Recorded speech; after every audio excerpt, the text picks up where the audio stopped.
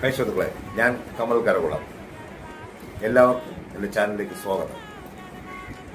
എനിക്ക് പറയാനുള്ളത്, ആദ്യം നമുക്ക് ഈ ചെറുപ്പക്കാരൻ, അതായത് വിടക്കാക്കി തനിക്കാക്കുവാൻ ദൈവത്തിന്റെ സ്വഭാവം, അതിനെപ്പറ്റി ഈ ചെറുപ്പക്കാരൻ പറയാനുള്ളത് നമുക്ക് കേൾക്കാം. എന്നിട്ട് ഞാൻ തിരിച്ചു വരാം. ഒറ്റപ്പെട്ടോ, ഞാൻ ഇവിടെ വെച്ച് പറയുന്നു, ഒറ്റപ്പെട്ടോ നിങ്ങളുടെ കൂടെ ഈശ്വരനുണ്ടെന്ന് അർത്ഥം.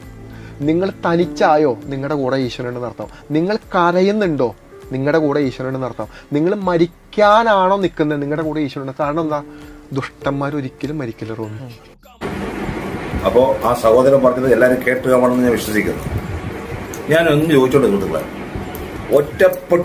ഒറ്റപ്പെട്ടോ എപ്പോൾ ഒറ്റപ്പെട്ടോ അപ്പോഴാണോ ദൈവം വരേണ്ടത്? ഒരിക്കലുമല്ല.